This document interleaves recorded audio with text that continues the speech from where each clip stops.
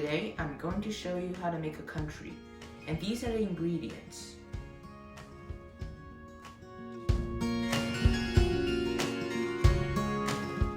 Step 1. Get a group of people that share the same goal, which in this case, to defend against the Americans. For this step, you will need nationalism, and for this country, I'm using Canadian nationalism.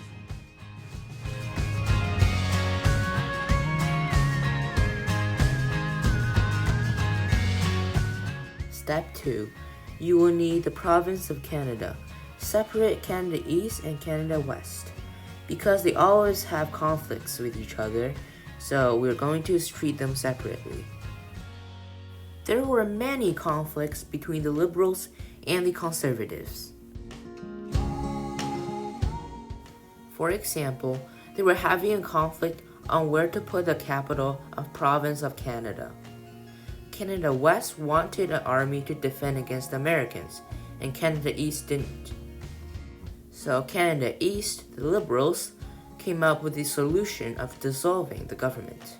Instead of dissolving, Canada West, the Conservatives, came up with the solution of confederation of all the British North America colonies. Canada East supported the idea of confederation. They believed that if all the colonies in British North America unites together, then they will be much stronger. They will have more resources to share, and possibly a win-win situation for most colonies.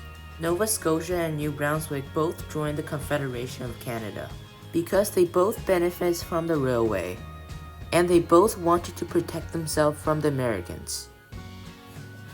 They first went through the Charlottetown Conference to discuss whether the Confederation was really a good idea.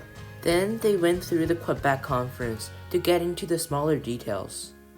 Finally, New Brunswick and Nova Scotia joined the Confederation in the London Conference. In the British North America Act, Canada was born, and it created its first constitution.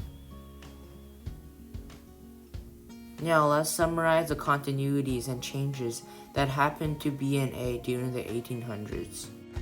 The continuity was England still retained control over Canada after it was created.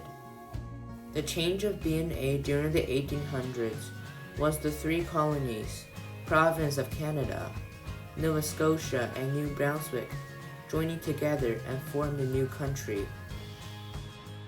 Without nationalism, Canada wouldn't be the same. It unified the people and colonies. Together, we were much stronger than before.